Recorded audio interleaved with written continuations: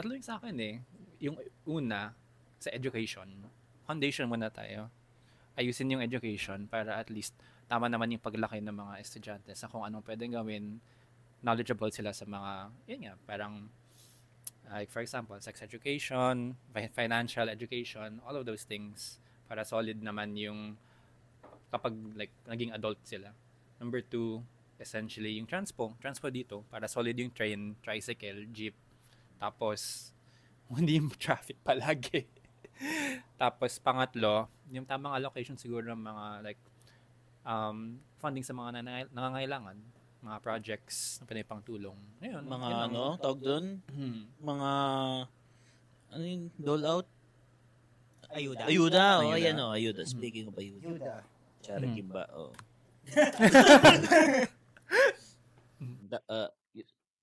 Nakailangan na? Nakaisa pa lang siya. Education. Di, sinabi niya ayuda eh. Ayuda, 2. Education 2, tas transpo. Transpo. So ayaw mo rin ng open pipe ng motor? Nakakainis, no? Yes na lang.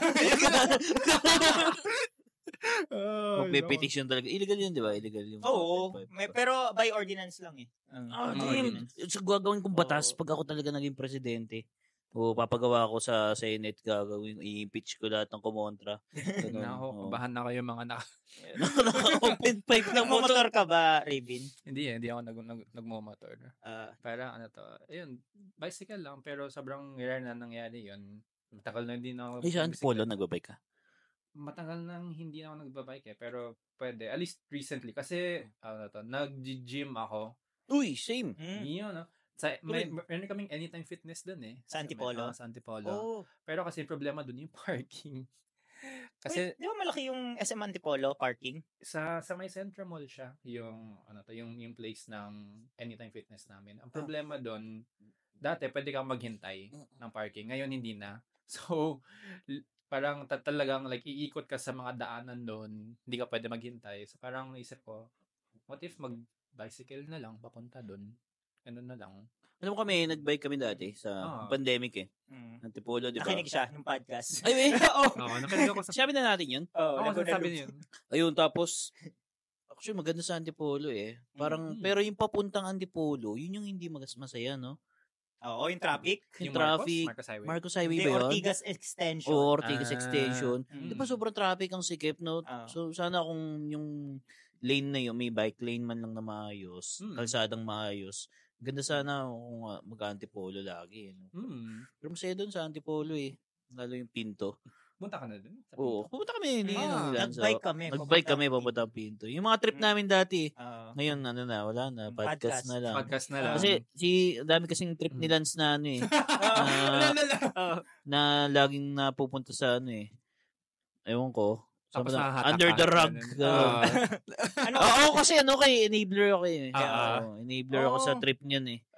Since high school. Talaga? Pero, yung ini-enable ko naman, trip ko din. Kasi bike. Banda. Banda, syempre trip ko. Banda. Tapos nag-bike. Tapos ito podcast, trip ko rin na mag-podcast. Ano pa ba? Ano pa bang trip mo na binitawan mo? Fitness, hindi ko nang binitawan. Pero, hindi, fitness naman. Nabanggit mo na ba? Sa atin na yun eh.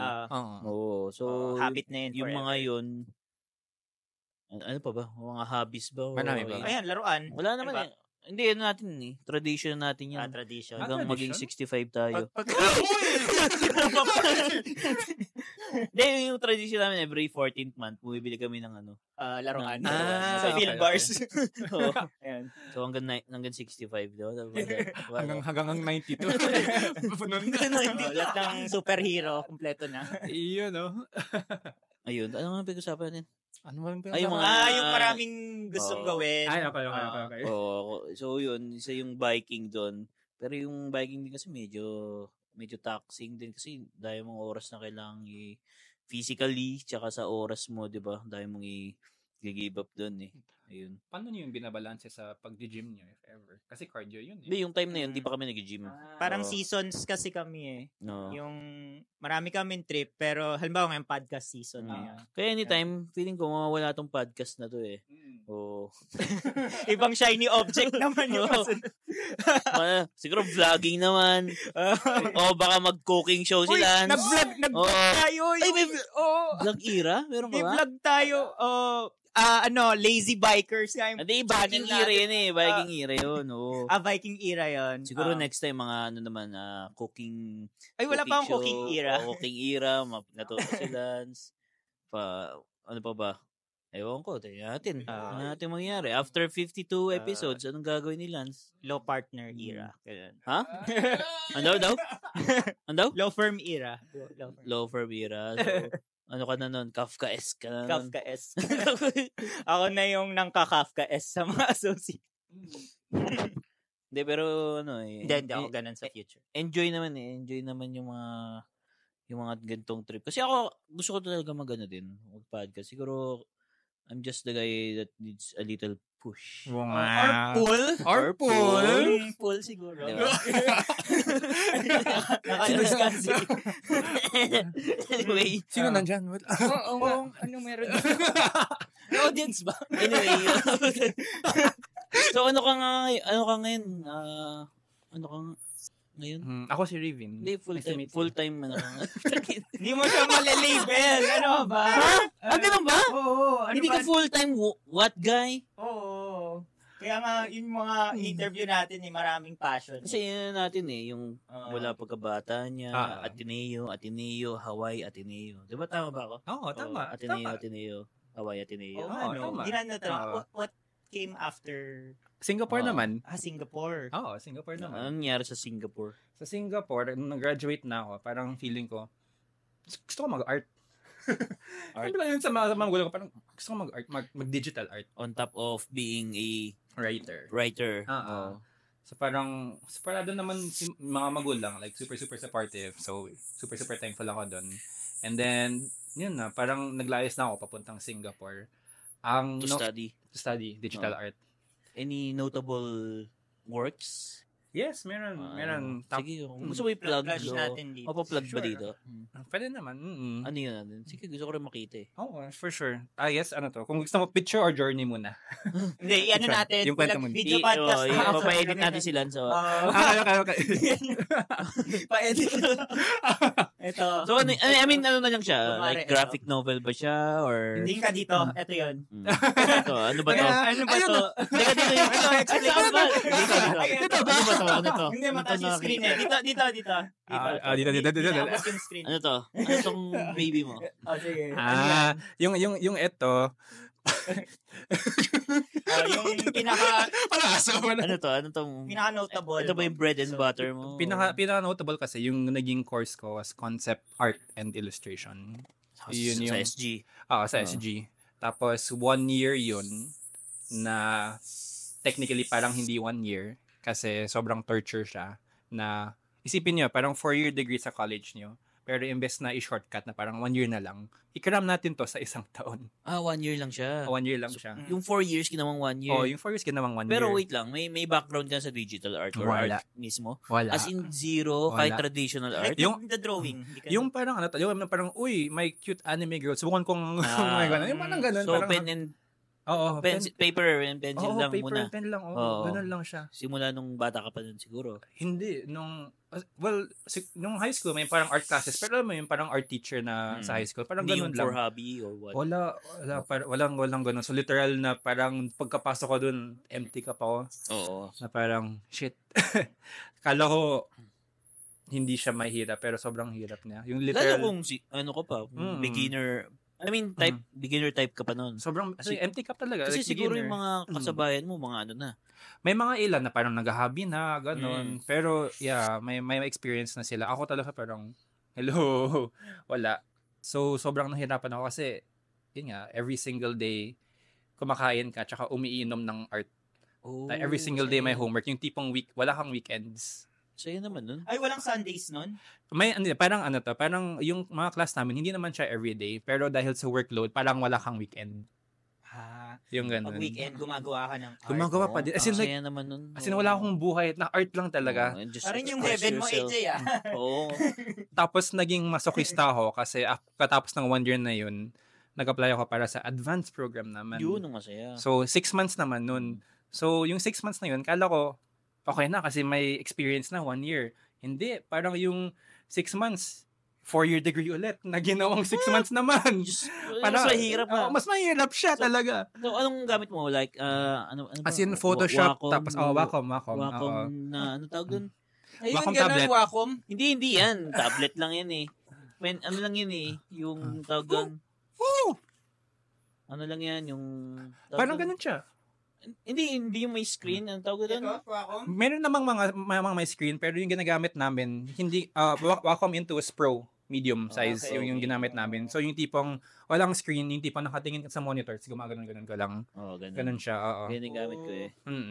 So, meron akong pictures kung gusto niyo makita. Like, So, hindi, ganyan. itong Dito. notable, ano mo, what can you say about this? Travel, ano ba siya? Like graphic novel ba siya? Hindi. So, since concept art and illustration siya, literal na parang parang kang may character. Tapos, gagawa ka ng concept about it. So, yung yung anong kwento niya, anong uniform niya, yung mga ganun, yung yung weapon niya, ganun. So, yung mga, tas, syempre, since concept art, parang mga different variations, anong costume, or ganun, or expressions. Mga tipos. Oo, parang ganun. May mga ganun naman, pero yung sa amin, kailangan may pose talaga. Ganun. Di ba yung 3D, di ba? Yung tipos, di ba? Sa 3D yun. Tapos, nung sa 6 months naman, parang, ang nangyari na noon is gagawa ka ng sarili mong mundo. So, sariling characters, sariling illustration, sariling everything. Okay. Ganun siya. So, sarili mo namang mundo. Gagawa ka ng mapa. Yung mapa, yung lugar, parang yung George characters. R. Martin gumawa ng sariling mapa. So, itong ginawa mo, can you tell a little something about him or her? Ano ba siya?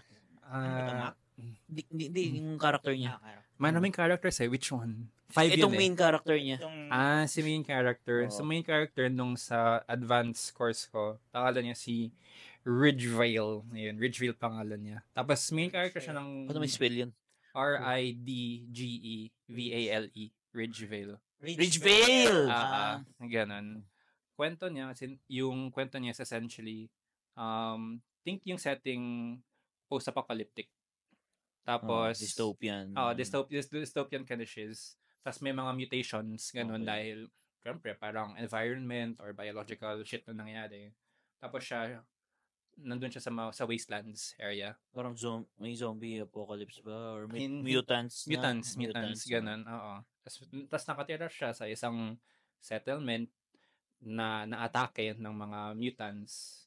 Tapos kinailangan niyang pumunta sa isa pang settlement. Pero hindi niya namalayan na nagkakaroon na siya ng sariling mutation sa nangyaring ganun.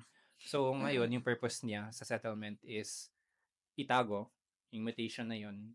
Kasi, syempre, kung nalaman ng mutated ka, GG ka boy, ganun. Siguro nakaka-relate si Lance dun Kasi parang yung mutation sa kanya being a government employee. Tapos tinatago niya lang yung pagiging government employee niya. Sige, we can dig deeper on that. Parang may layers parang may layers. Parang makaka-relate ka dun dito kay Ridgevale. Ridgevale.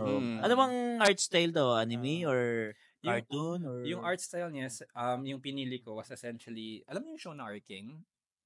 Ano yun? Netflix show siya. Arcane! Okay. 3D siya. Medyo may ano siya. Kailangan parang yung artworks, at least yung parang tinuturo sa school is kailangan para siyang 3D sa may realistic. Mala Miles Morales type. Mga ganun, parang ganun. So, think a mixture of Arcane, tapos initially, may mixture of Valorant art style doon. Naglalaro ako. Favorite niya yun. Addiction ko yun Addiction mo yan. Mamaya maglalaro. Hindi ako nakalaro ngayon Mamaya. O di nag-Overwatch ka din dati? Pero ako sa Overwatch na-overwhelmed. Hindi yung, lalo yung Rivals, di ba? Kasi parang... Marvel Rivals? Oo. Nag-Rivals ka ba? Hindi, pero... Hindi kita nakita naglaro.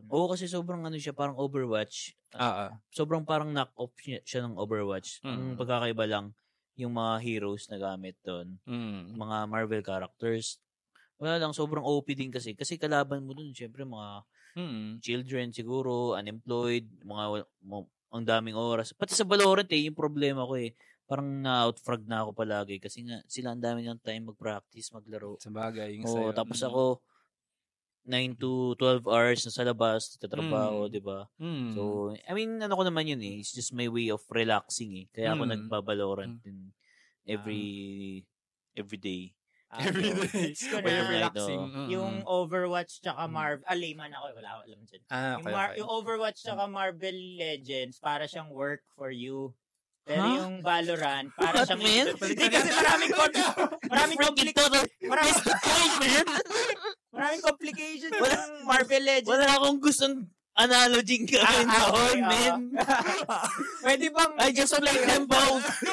Nilaro ko lang sila pareho. Okay. Pwede bang game lang siya, no? Wala nang game or meaning, no? Nakaka-overwhelm yung game style niya. Yung gameplay. Kaya it feels like work. Ha, hindi. Hindi ako nag-games eh. Nag-quit na ako ng And it shows, man. Ay, nako. As a Non-gamer. non-gamer. Dati, diba? Console. May console era ka. Oo, nakwento ko dito. Nakwento mo sa akin. RPG kasi yung akin. Kayo kasi, parang multiplayer. first person, kayo Yung multiplayer. RPG na naman ako. Okay. Yung RPG kasi, actually, ang dami ko nang naka-install dyan eh.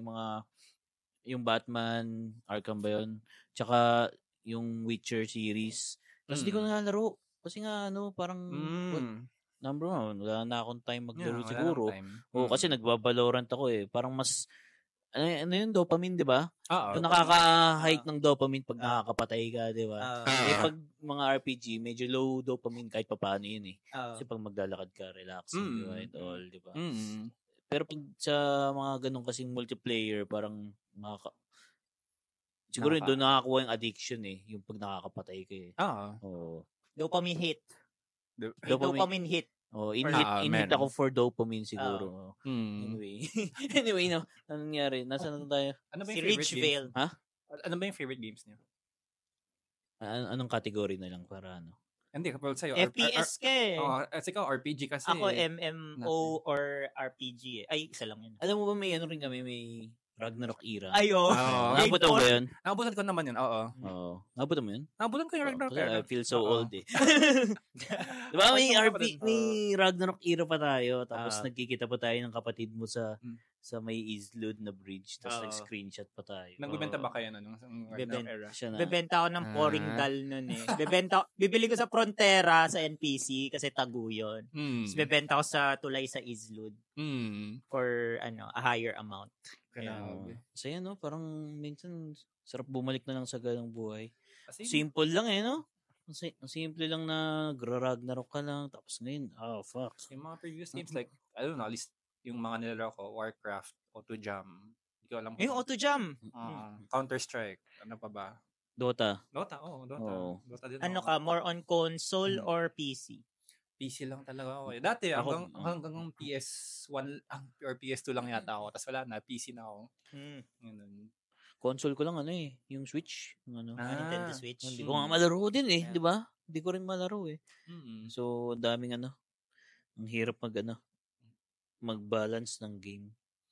Ay, yung Pokemon. Yung Pokemon. Alin Pokemon? Maraming Pokemon. Nag-start ako with Pokemon Pikachu, yung yellow. Yellow ka rin? Oo. Yung susundan ka ni Pikachu. Kaya nga yellow ka rin? Oo nga. Yung susundan ka ni Crystal Pikachu. kasi yung iba kasi mga Crystal. fucking old man. Hindi kasi iba red and di ba? Blue ba yung isa? Red and blue. Pero yung tapos Pikachu yung kasunod. yung yellow, di ba? Ako yellow din ako eh. Kasi parang sa storyline ni Ash eh. Naka-adapt. Ikaw, sinong first Pokemon mo? Kami, si Pikachu eh. Ako, Bulbasaur eh. Bulbasaur. Bulbasaur, grass type ka. Pero, Pokemon Yellow din naman ako. Pero alam mo, yung parang sa computer, yung parang emulator. Ganun ako. Chill naman. Saya naman. Sa atin kasi boring eh. Si Pikachu yung unang Pikachu. Pero sobrang hirap ni Onyx. Pero pag first pick, halimbawa wala si Pikachu. Sige, anong type? What type? Ako Squirtle. Ikaw? Water type din ako eh. Squirtle kayo dalawa. Bakit tayo best friends? Sa akin. Squirtle ako eh. Tapos yung next generation nun, si Totodile. Kasi water ako eh. Water type. Tapos si Mudkip yung kasunod ko. Kasi water type nga. Ikaw, I think grass type. Wala, grass type talaga ako ever since. Bakit ka grass type? Parang hindi ko alam kung parang natripan ko lang na parang okay. Ako kasi siguro, Pokemon, ewan ko, may deeper meaning ba yun?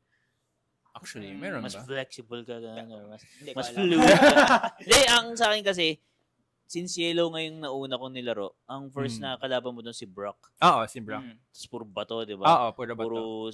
Si Onyx, hirap na hirap ako noon. Dati, sobrang hirap. Naalala ko, kung isipin mo, parang sobrang ma-action, no? Pero yung itsura mo, Game Boy lang naman. Ganun. Like, sobrang munti ka na ako mamatay, tapos napatay pa siya. Tapos yun, so, noon ko naisip, dapat yung next ko, kunin water type. Kasi na-trauma ako doon. Na-trauma ako kay Onyx. Kay Brock, kay Brock. Kaya water type na ako ever since Yun yung reason ko kung bakit ako laging water type. Ikaw, anong reason mo? Na nag-squirt ka? Kasi na-try ko si Charmander puro Charmander kasi gusto ng mga tao Yeah. Pero iba, yun yung main reason ko nag-Squirtle. Ayun. Tsaka hipster. Kasi gusto ko yung color blue. Bata naman, di mo kailangan ng hindi nga. Ako nga sinabi ko, si Onyx.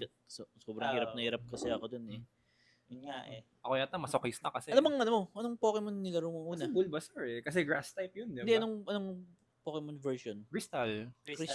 May Bulbasaur ba doon? Sinong starter doon? Hindi, pipiliin mo doon si Mudkip, si Crystal hindi kasi yung Si Crystal. Mudkip, Emerald. Emerald na ba yun? Sapphire and Ruby. Ay, wait, si Third gen. Totodile. Second gen yun. Hindi, yung Crystal. Gold and Silver yun. Ay, yung Crystal part pa din sina Bulbasaur doon. Kasi yun yung parang, Oo, yung second part, Kanto region na mamimili ka. Oo. Yun, sa Crystal. Anong Crystal? Johto tapos Kanto yung kasunod. Hindi ko na alam Kasi yung legendary Pokemon. Yung Kanto yung Silver Yung Silver kasi parang extension siya ng Crystal. Yung Crystal extension siya ng Silver. Tama ba? Yata. Kasi yung legendary Pokemon noon was yung Crystal na Pokemon. Si Suicune. Oo, Suicune. Sige. Medyo naniniwala na ako sa'yo. Parang halimbawa, di ba? Palala. Hindi. Before we change topic, yung halimbawa yung yellow, offshoot siya ng red and blue. Yeah. Yung Crystal, offshoot siya ng silver and gold. Ay, talaga ba?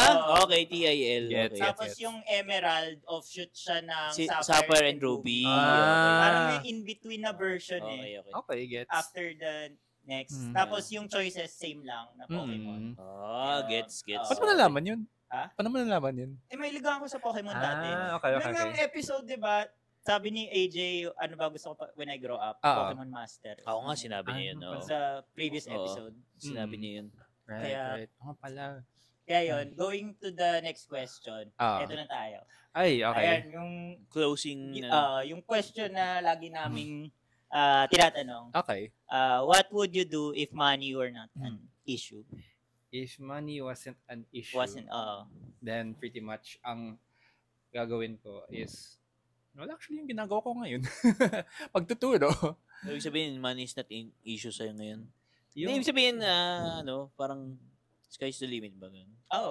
Sky's the limit, pero at the same time, it doesn't mean na it requires money to do it. Okay. Yung kung halimbawa, hindi mo kailangan mag-work, hindi mo kailangan mag-provide sa mga taong kailangan. Ano ba yung talagang heart's desire mo na ginagawa right now? Magtuturo pa din. Wow. So ginagawa mo na yung what would you do if money is not an issue? Living the dream. Siguro ang bonus na lang doon if money wasn't an issue is tutulungan ko yung mga yung mga tropa kong may debt or may something na gusto nilang gawin. Bibigay ko ng pera sa kanila. Parang ito. Para makatulong din. Makatulong din. Yun yung gagawin ko. Or siguro magta-travel siguro. Para tulungan, number 1, magtutulong sa mga iba, sa mga tropa peeps na gusto ng something. Number 2, magtuturo. Number 3, ano pa ba? Siguro, matuto ng music. I would say. Yung parang piano, guitar, ganun. Technically, alam ko naman kung paano mag-guitar. It's just, yun, parang kailangan ng oras Kailangan ng oras matuto mag-art, magturo, all of that one. Ilan taon ka na nga? Hulaan mo. 21? 21? Uy, nice. Hindi, parang narinig ko kanina Nalimutan ko lang. Tama ba? Hindi. Ano ba? Sabihin ko muna yung hula ko. Yung hula ko, ano siya, 26. 25 pala, sorry. 25. So, anong ngayon? 26. Mukha ka 21. Kolehiyo pa din. Isa siya yung first Gen Z ata na guest eh. Uy. Yata, Or si Charlene. Si Charlene. Girlfriend niya. Ateneo din. So, yun. I mean, yun yung sagot ko. Yung ginagawa ko right now is, what would essentially, parang bonus na lang yung mga gagawin kong pangtulong sa mga iba, I would say. Ano yung message mo sa mga gustong maging tulad mo na artist, pero takot gawin yung ginagawa mo kasi meron nag-hold back sa kanila? Okay. Message ko dun is that, valid naman. Ang hirap eh. May mga stereotype of starving artists kung paano magkapera and all of that one. And I would say that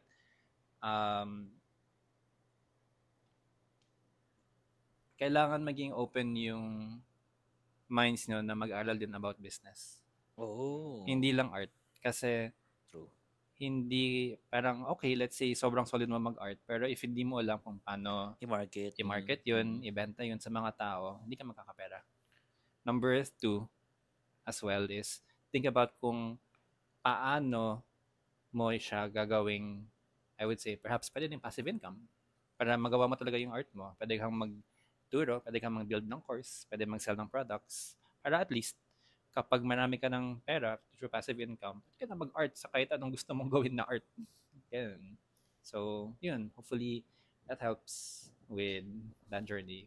Yun din yung ginawa ko, essentially, na parang kahit art teacher ako,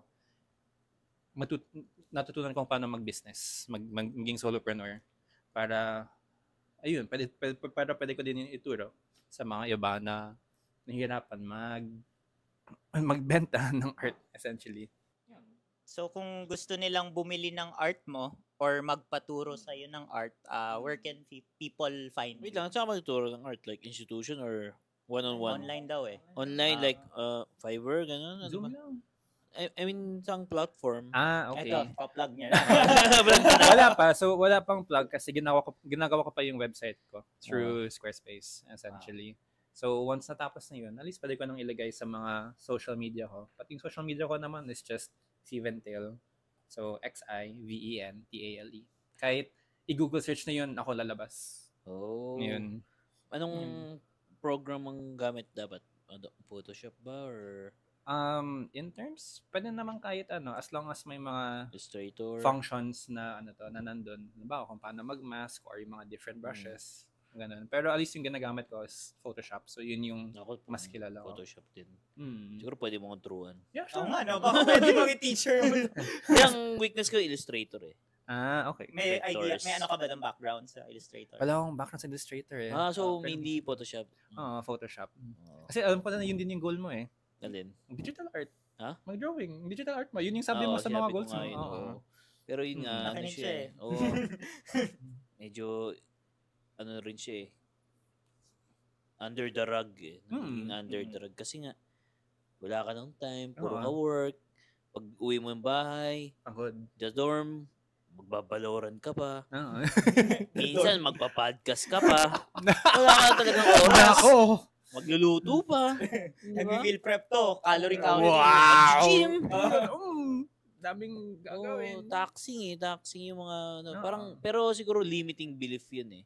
Siguro. Ay, marami itong alam. Isang episode yun.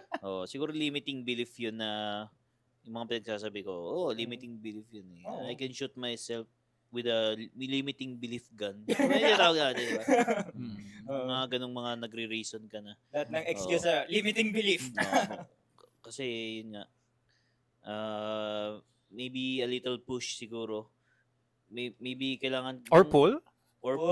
Asan na yun? Kasi yung college kasi, doon ako naging active sa art. So, graphic literature. Pero siguro kasi exposed ako sa art scene eh. Kahit pa paano eh. LB art scene. President ka nung art org nung org namin. Okay. Pero ngayon kasi, you're surrounded by anong tawag doon? Anong tawag doon, Nance? Bureaucracy. You're surrounded by bureaucracy, by processes, ganun. So, Where can you find an art? Siguro, kailangan ko maging active sa mga pagpunta sa mga art fair, ganun. Just show up. Yung sabi ni Rap, di ba? Just show up. Oo, tama. Just show up. Siguro. Or kahit sa mga gigs, di ba? Tagal natin yan nanonood ng gig, di ba? Oo, di ba? Oo, so siguro kailangan may inspiration eh. Actually, medyo na-inspire ako dahil sa presence mo. Wow. Hindi ko totoo. Nakakahawa kasi yun eh. Oo, totoo. Yung ganun eh, yung pag may kausap kang passionate sa art, parang nahahawa ka na parang bumalik na sa ganong klaseng ano mo. Kasi hindi nawawala yun eh. Sa tingin ko, hindi nawawala yun. Kahit gaano ka lang kalalim sa bureaucratic self mo, 'di ba? Nandoon pa rin yun eh. I think ganun yung ano. I mean, would you say if money wasn't an issue, as nagpapahinga ka, nag-art ka din ba? Oh, actually. Baka yun yung sagot mo. Yun yung sagot. And with that, nalaman na natin yung ikigai mo. Di ba? Tinanong nyo ba yun ever? Di nyo naman tinanong, parang yun yung tinanong. Oh, wow. And that ends our episode with David. Thank you. Thank you. Alright, so, plug. Dito lang siya sa links below, sa description, sa Spotify, or sa YouTube. So, thank you, Raven. Thank you, Lance. Thank you, AJ. Lupit Thank you, mo, mga Raven. paps. And good night. Good night, Good night, Dormates. Bye-bye.